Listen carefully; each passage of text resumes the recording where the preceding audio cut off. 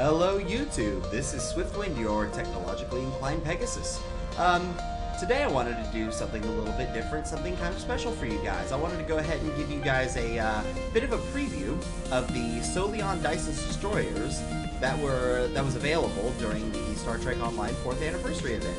And at the moment we're going to start off on the bridge of the Federation variants, the Solanae class. As you can see, this ship, along with the KDF and Romulan variants, comes with a unique bridge.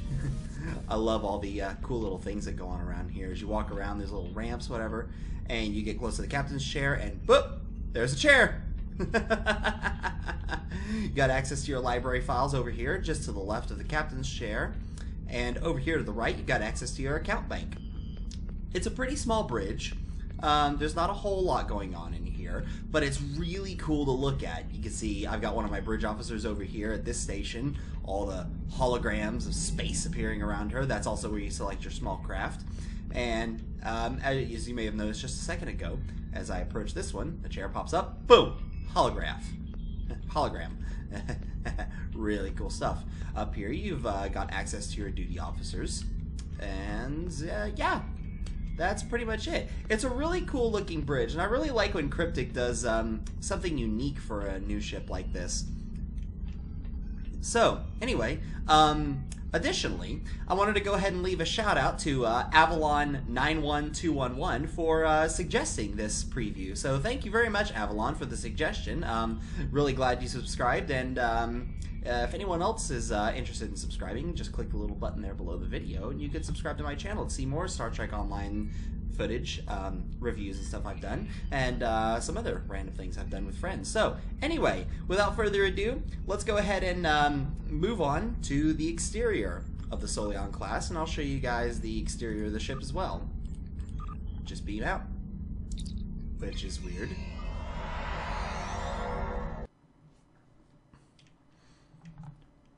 And here we are. Here's the exterior of the ship. The Solanae class, it looks really neat. It's kind of hard to describe what it looks like. I've had a couple of people tell me that, a couple of friends of mine who used to play the game moderately, to a moderate extent, say that they really wanted the Dreadnought from Star Trek Into Darkness. Well, number one, Paramount owns the movie and the design to that ship, and CBS won't allow it in this game, so shut up. This is as close as you're going to get, honestly, because this ship does have a tactical mode. But anyway, we'll be exploring more of that in just a moment, so let's go ahead and get started.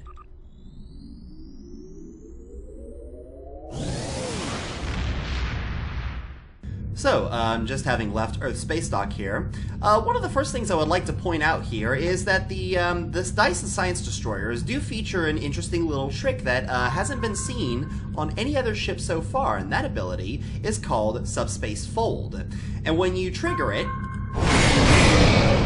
it instantly moves you 2 light years forward in sector space. This is kind of cool because it's only got a 15-second cooldown and is a fantastic alternative to slip space drive, which, as you know, you'll only burn through about 10 seconds of it traveling across a sector block, and then have to wait about I think it's a minute or so before the slipspace recharges. So this, in fact, is actually a really cool feature. It provides an additional quick mode of travel across sector blocks that hasn't been available previously. So kudos to Cryptic for that. It's actually a really cool little feature. So now that I've gone and introduced that, let's go ahead and get into some combat and talk a bit about the ship, its layout, its capabilities, and so on and so forth. Welcome everyone to the Zemit system. I decided to take up the mission Fluid Dynamics. It's a fun little mission, and I do like to come here just to mill around at the beginning of the mission every once in a while just to kill a bunch of Undine. But I thought, you know, this might be a nice little place to discuss the ship's capabilities. So, as you can see, my auxiliary power is awfully high. Well, that's because the ship gets a substantial boost to auxiliary power. So, again, despite being so tactically focused, this is very much a science ship, as also evidenced by the target subsystem abilities here, weapons, aux, shields, and engines. Additionally, the ship also has an interesting little feature that has not been seen on any other ship. Well, anyone who knows me well knows that I am an absolute sucker for variable geometry. And thankfully, we have tactical mode, which, like the veteran starship destroyers that have come before, allows for transformation. Oh my gosh, I am such a sucker for that. So, in tactical mode, we have gained another tactical bridge officer power. Your lieutenant commander bridge officer becomes a commander, and your your commander science bridge officer slot becomes a lieutenant commander. So it's an interesting trade-off. It kind of leaves it up to choice as to what you want to do in battle. It leaves the ship for a bit of unpredictability, which I think is really cool in a ship like this. I mean, to have something that, you know, can change up so rapidly. Let's go ahead and get into a bit of a tussle here and see what's what.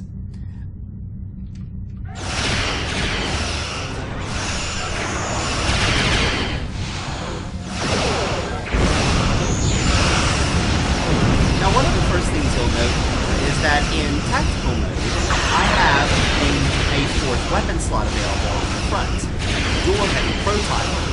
Now, this does deal a new type of damage, proton, which of course is introduced with the sphere in Season 8.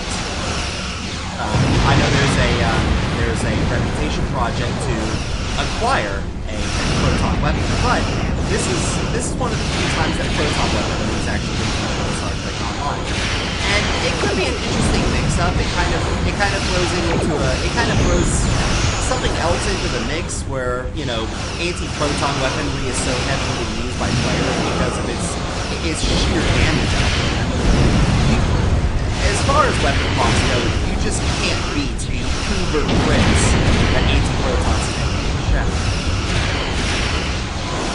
Now, that being said, something that the Dyson Science Destroyers are going to lack in are engineering abilities. So, all those really powerful hull heals that a lot of users get access to, you're going to find yourself struggling with. Really, your only choice is to run with a weak aux to structural integrity field ability or an engineering team, and that unfortunately takes up a universal cooldown that you could probably spare and use instead science team or tactical team, both of which are also really good abilities. Let's go ahead and take on this battleship here. Throwing in a tactical team.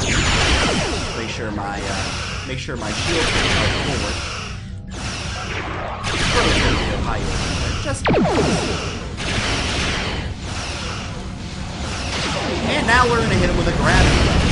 This is definitely something you would kind of not really expect from more of an escort type ship, although it actually plays more like a destroyer. I'm not too terribly fond of destroyers, but I do appreciate that they have a certain unique gameplay to it. It's kind of something you have to play. It's kind of something you have to try and use to your advantage instead of thinking of it like a game.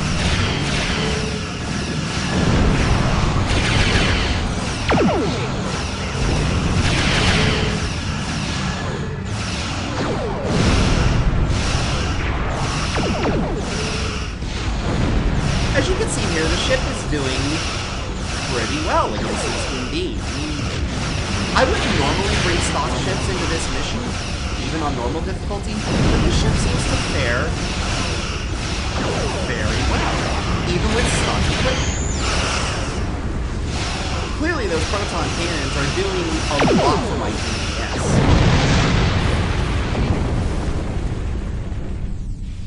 Let's go ahead and switch back to science mode.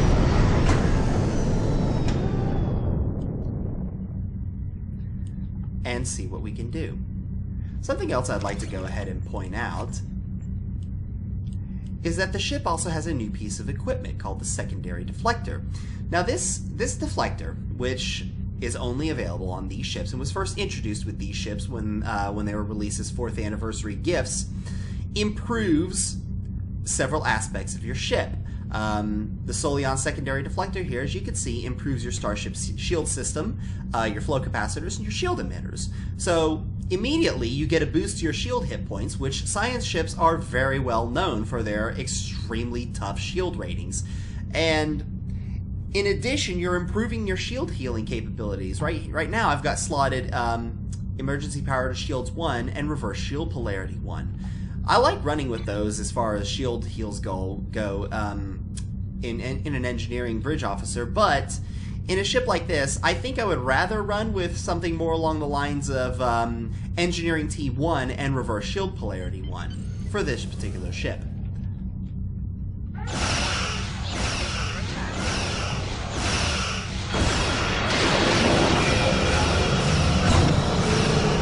Now here's a very interesting 1-2 punch. In science mode, being able to throw something like Viral Matrix and Gravity Well, and then immediately switch to tactical mode and unload with those dual heavy proton cannons, that's a pretty big threat in and of itself. Well, like I said, this is a preview, and the metagame around this ship has not exactly been formulated yet, especially with the fact that the C-Store variants of these ships went up soon after, so it's really hard to judge how well the free ones are going to do. Critted with a high-yield dual beam, or an overload dual beam, sorry.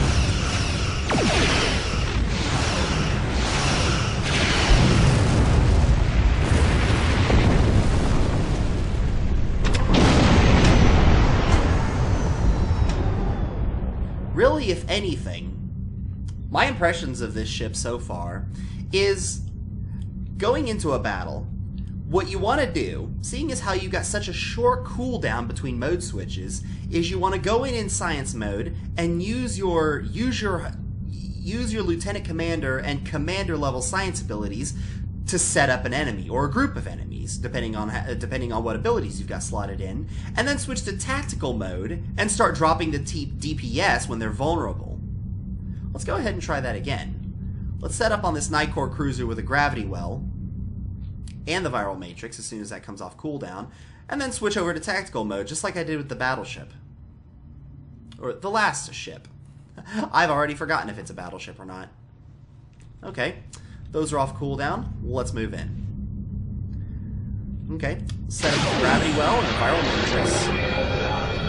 And let's also target his auxiliary subsystems. Switching over to tactical mode.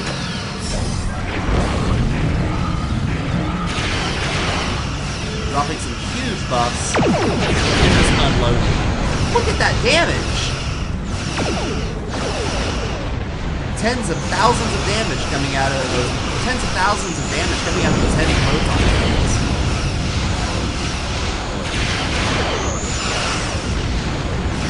Once again, trading with overloaded dual beams. Oh, looks like we've got a trio of frigates on this thing. Switch over to tactical mode, which in science mode we can see downgrades. We lose auxiliary power.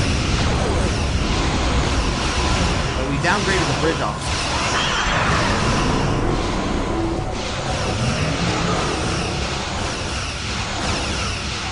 Already getting myself in a little bit over my head. I do apologize.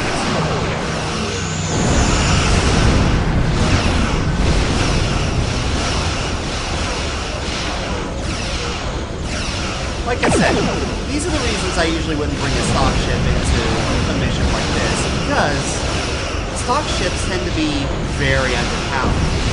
Even if they're Vice Admiral level ships, which means they do come equipped with Mark 10 weapons. But this ship seems to be dealing with the threat very well.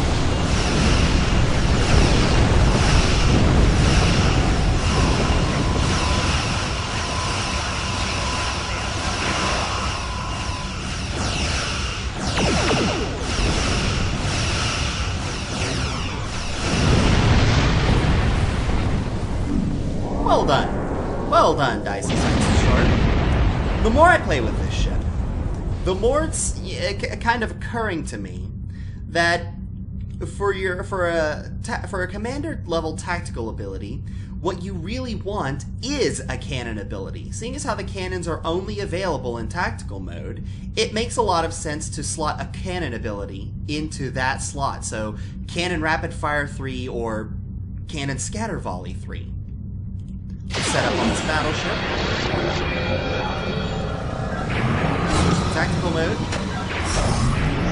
Unload.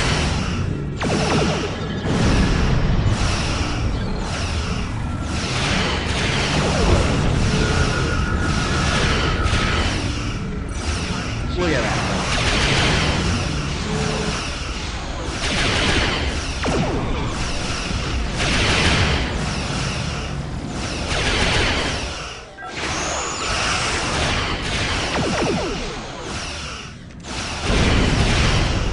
Look at that. Just absolutely immobilizing.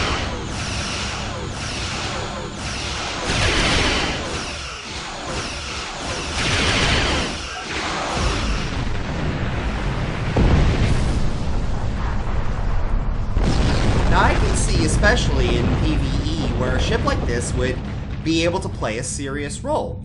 Because think about it, the ability to use the science mode and drop abilities like Viral Matrix and Gravity Well, or even better yet, Tychon's Rift and Gravity Well, or Eject Warp Plasma. Very high level science abilities in order to immobilize your opponent, and then switching over to tactical mode and unleashing with a commander level cannon ability to take full advantage of those dual heavy protons, and seriously, this ship feels like it's a great crowd control ship, which in PvE, especially the STFs, is something that I really like. I like crowd control ships, but I also like flying around in escorts and being able to do the DPS. So in a way, this ship could also fulfill that role. It could also fulfill a single target DPS monster, but probably not as much as a dedicated escort. I don't know. We'll see how the metagame develops. Well, now that we've examined the Federation Dyson ship, let's go ahead and take a brief look at the KDF version and the Romulan versions. Now, really, I think the differences are going to be more aesthetic, but we'll play around with them a little bit and see what happens. Welcome back, everyone. So we've already taken a look at the Federation Dyson Science Destroyer, the Solanae class, and now we come to the KDF Dyson Science Destroyer. Look at this beauty. It honestly looks like a super futuristic Negvar warship or something like that. It's a really cool design. I think the design of all three of these Dyson Science Destroyers are actually really interesting. So anyway, here we've got the IKS Gurgag. Forgive me, I'm not very good at pronouncing this Klingon stuff. So anyway, as you can see, numbers. But anyway, terribly sorry about that. So anyway, this is once again a completely stock ship. I felt it necessary to test these in a stock configuration. The starship does come with an innate cloaking device, which I think is perfectly fair for a Klingon ship. As does the Romulan variant, but, you know, the Federation version is seriously absent of a cloaking device. So let's go ahead and, you know, drop some of these abilities out and get our Dyson Science abilities in here. This ship also comes with a unique warp core, which is only available on the free ships. And see, there's our Subspace Fold, and here's our tactical mode. So let's go ahead and get to a combat area and do a little bit of a controlled test, shall we? Welcome back once again to the Zenith sector. Isn't this a nice place? Well, anyway, let's go ahead and take this beast out for a test flight and check out the tactical mode. Yeah. As transformations go, this one is a little interesting. Covers go over the exposed warp nacelles, the top hatch closes, the turrets swing open. The cannons, I mean. but once again, this is a really cool ship, and aesthetically, I do like the design. It's everything you liked about the obelisk, only shrunk down into something your faction would use. It's a really cool change of pace as far as ship design goes, and it's something well, I'm not so soon to dismiss it, but I'm not sure if I can come to terms with it either. I'm kind of split on it. Alright, now since we've got the cloak, let's go ahead and make use of this. Once again, I'm just using stock equipment.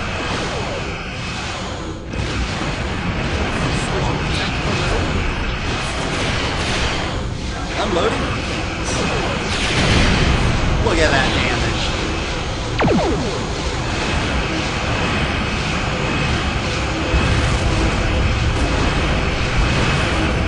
Oh, this thing is so good.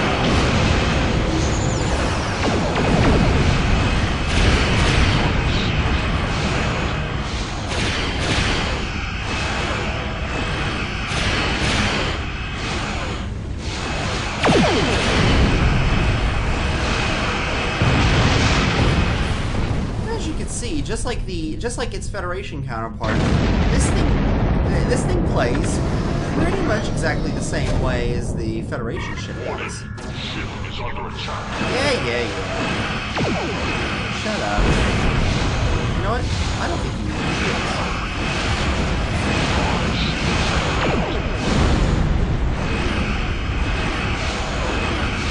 You didn't need that.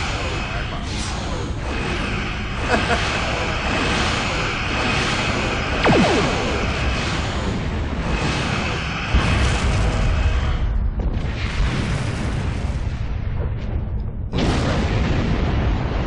So, that's the KDF version of the free Dyson Science Destroyer. Now let's go ahead and take a look at the Romulans, and, you know, I think we're probably just going to skip straight to the action, so we'll be right back.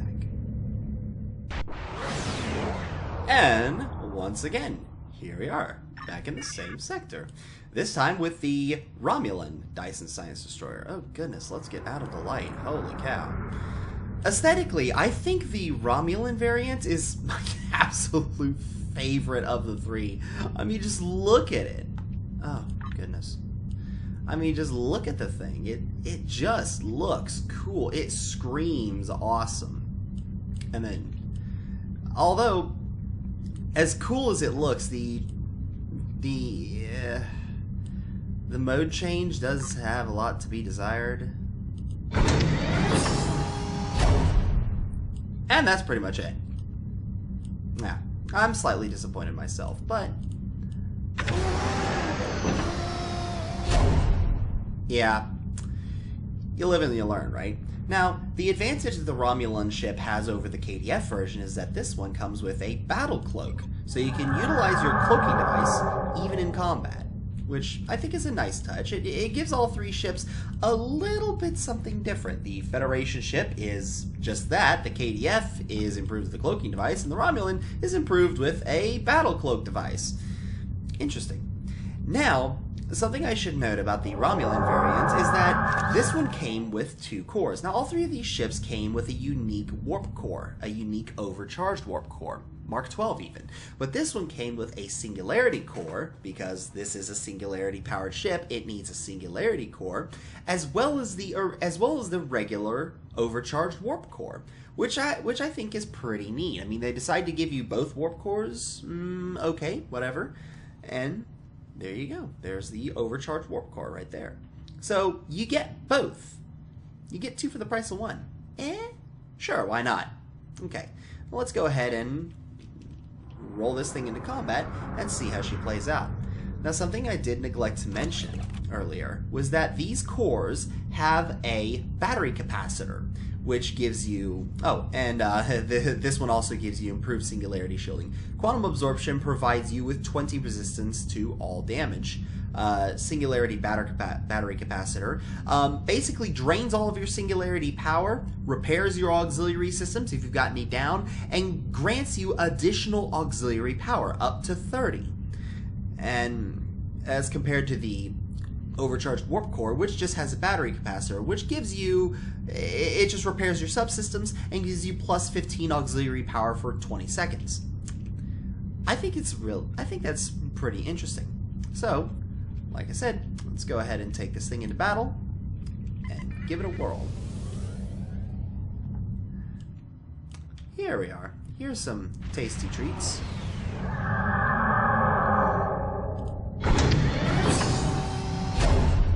Gonna go ahead and switch into tactical mode. Decloak.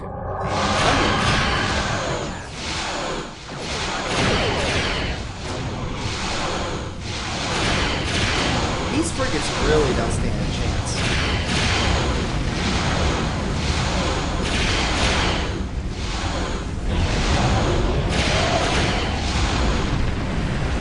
I'm seriously liking these proton frigates. It's pretty cool. Let's switch back over to science mode. Activate the battery capacitor. And unleash the gravity well. And... yeah, look at that. Look at that. Tachyon beam.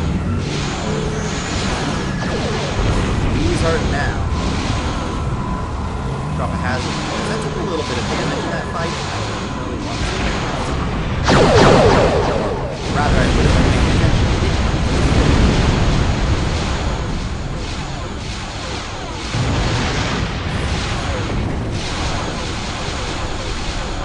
Let's talk about that.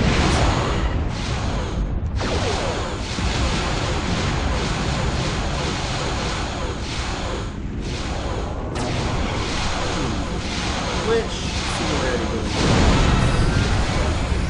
Plasma shotgun. There we go. That's better.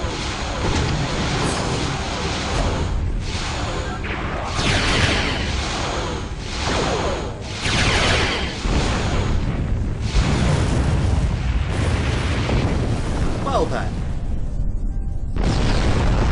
I think overall we've gotten a pretty good performance from all three ships. Now, like I said earlier, this is the free version of this ship that was available during the Star Trek Online 4th Anniversary event with Q's party. I'm sure some of you remember that. People running around ignoring presents. Yeah, it was a bit of a fiasco. And I did have to grind on 3 different characters to get these ships, but I feel it was well worth it. I mean, they're free ships, and they look and play pretty, they look pretty cool, and the play is pretty entertaining. So, I mean, I've got nothing to complain about. 3 free Vice Admiral ships? Yes, sign me up. So anyway, these ships may be available for the 5th anniversary event next year. I don't know. We'll have to wait and see how it plays out. But these ships, like I've said before, I've mentioned the warp core. The core is actually part of a technology set. And that technology set also includes the engines and the deflector. Now there is goodness, there is another technology set that is available. There's another technology set that is available with the advanced Dyson Science Destroyers, which have been released onto the C-Store. Z-Store? Z-Store? I don't know what to call it anymore. The conversion from cryptic points to Zen has still got my head a little befuddled, but the math is a lot easier now, so it doesn't bother me as much. But, however, there are the advanced Dyson Science Destroyers available on the C-Store. I'm going to call it the C-Store because that's what it's always been to me, and that's what it's always going to be. So, these ships are available there. Yeah. So anyway, the Advanced Dyson Science Destroyers are available on the Z-Store. There are 3 different versions of these ships available per faction. There's 3 for the Federation, 3 for the KDF, and 3 for the Romulans. So of course the Romulans, it doesn't matter who you side with, Romulans will be able to use them. So there are 3 versions available, each come with a unique console. You can check all of that out in the Z-Store if you want. There's also plenty of other places to find this information, or you can just talk with other players. Now, these ships are available for 2,500 Zen for 1, 5,000 for one of the faction bundles, or 10,000 Zen for all 3 faction bundles, which gives you all 9 ships. So, anyway, that's been my little preview of the Dyson Science Destroyers. Once again, this has been Swiftwind. Fly safe.